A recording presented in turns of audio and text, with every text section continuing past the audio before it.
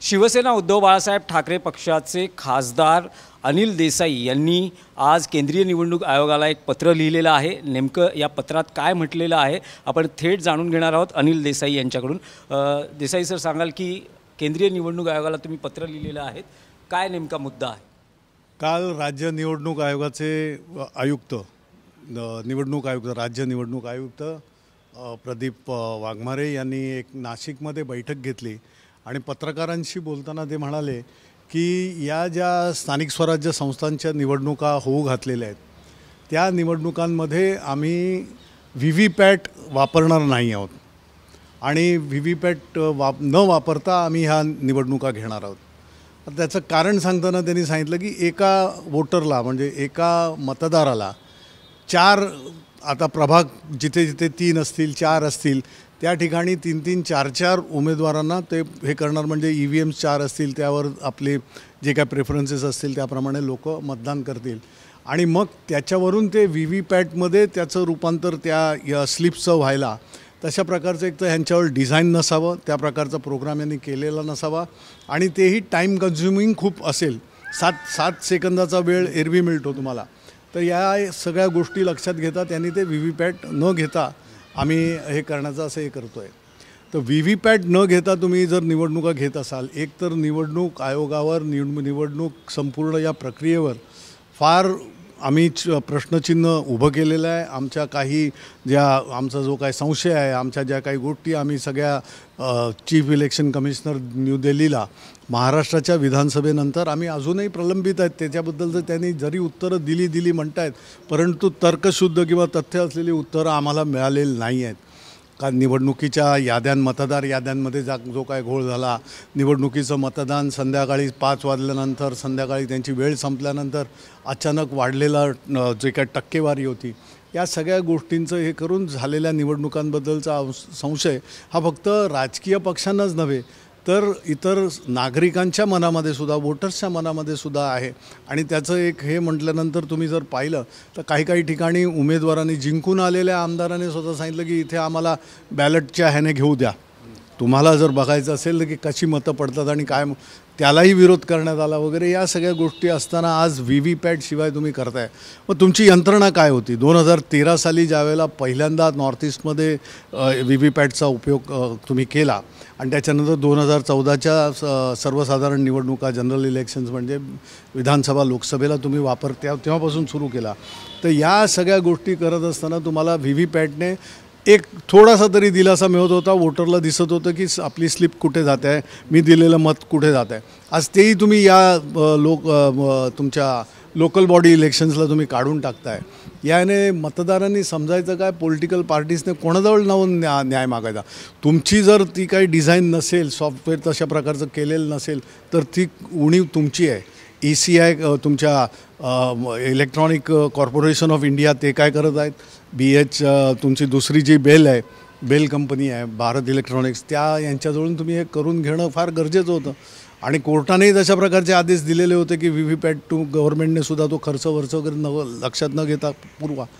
आणि हे नसेल तर आमची मुख्य मागणी आम्ही याद्वारे करत आहोत, जी सातत्याने आम्ही करतो आहे की या संपूर्ण प्रक्रियेवर आम्हाला आमचा आक्षेप आहे, या संपूर्ण प्रक्रियेवर आम्हाला अजून समाधान नाही आहे।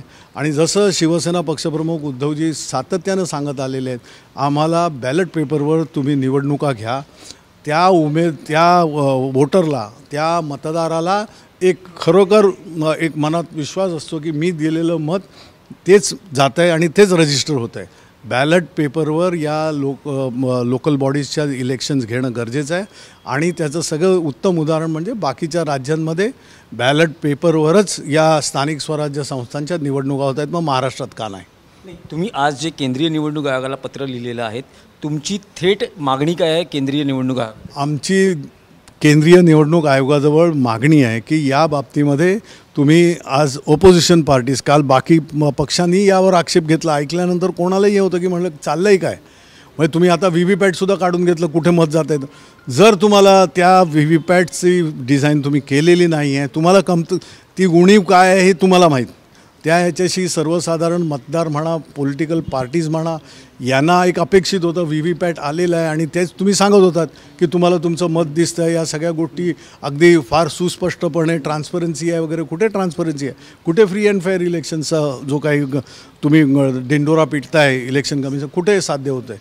तर तुम्ही ते खरोखर करण्याचा आज ही संधी आहे आणि इलेक्शन कमिशनने, राज्य निवडणूक आयोगाने सुद्धा तशा प्रकारचं हे चित्र खरोखर ठेवावं चीफ इलेक्शन कमिशनर दिल्लीला, आणि दिल्लीच्या चीफ इलेक्शन कमिशनरने सुद्धा या गोष्टीचं खरोखर याचं गांभीर्य लक्षात घेऊन महाराष्ट्रात होऊ घातलेल्या या लोकल बॉडी इलेक्शन्सच्या, या स्थानिक स्वराज्य संस्थांच्या निवडणुका बॅलट पेपर बरोबरच घ्याव्यात. आणि मग त्याच्यामधली जी काय एक स्पष्टता आणि ट्रान्सपरन्सी, पारदर्शकता आहे, त्या बाबतीमध्ये मग कोण बोलायचा प्रश्न येत नाही. पण बॅलेट पेपरवर सध्या तरी दिसत नाही आहे ज्या पद्धतीने विरोधी पक्ष मागणी करतो आहे, पण आता व्ही-व्ही-पॅट नाही आहे. अशा वेळेस विरोधी पक्षाची आणि विशेषतः शिवसेना UBT पक्षाची भूमिका काय असेल? आम्ही कायम निवडणुकीतल्या सहभागाविषयी आम्ही याला कायम विरोध करतो आहे. आमच्याबरोबर बाकी ऑपोजिशन पार्टीसुद्धा, मला वाटतं काँग्रेसनं सुद्धा या बाबतीमध्ये वक्तव्य केलेलं आहे. प्रशांत जगताप यांनी पुण्यामध्ये वक्तव्य केलेलं आहे. तर या सगळ्या गोष्टीचा बोध घेऊन हे करणं गरजेचं आहे.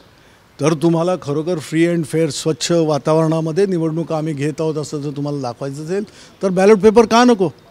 आज बॅलेट पेपरने इथून सुरुवात करा. विधानसभा, लोकसभेच्या निवडणुकासुद्धा बॅलेट पेपरवर, एवढा मोठा खंडप्राय देश जरी असला तरी निवडणुका या देशाच्या याच्यासाठी लोकशाहीची जननी म्हणतो आपण.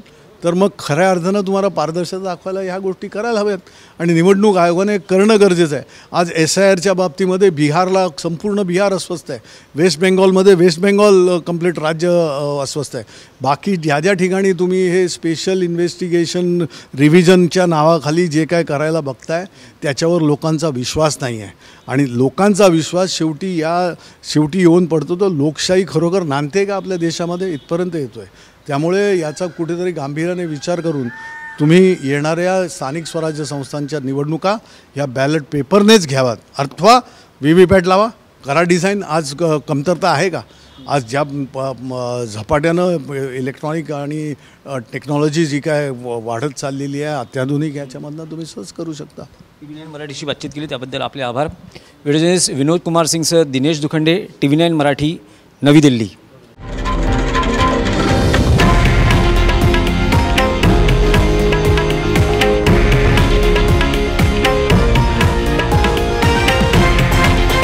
हे आहे देशातील नंबर 1 न्यूज नेटवर्क आणि आपण पाहत आहात TV9 मराठी, एकमेव.